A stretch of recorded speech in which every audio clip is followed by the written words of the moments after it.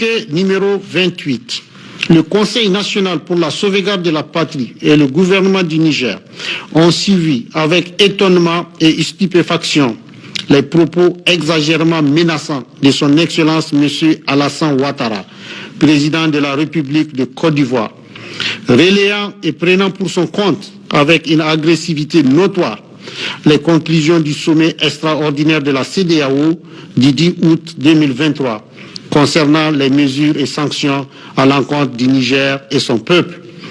Ces sanctions à la fois iniques et illégales, dont la précipitation qui les caractérise, atteste de la manipulation orchestrée par certaines puissances extérieures pour un agenda inavoué, sont loin de faiblir la détermination des Nigériens à opérer le changement nécessaire pour le redressement du pays et la sauvegarde des intérêts de son peuple.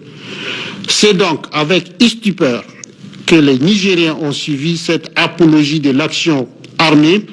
contre le Niger, prônée par son Excellence, Monsieur le Président Alassane Ouattara,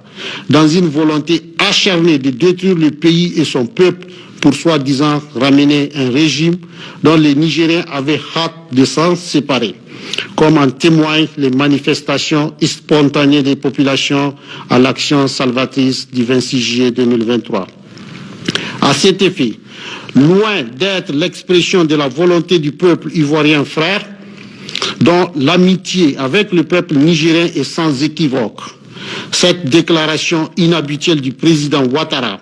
et son empressement à vouloir se réaliser cette agression en tout point illégale et insensée contre le Niger reflète en réalité une injonction adressée à lui et à certains de ses pairs de la CEDEAO par d'autres puissances extérieures dont le but est de préserver les intérêts qui ne correspondent plus à ceux du Niger d'aujourd'hui. C'est pourquoi le CNSP et le gouvernement du Niger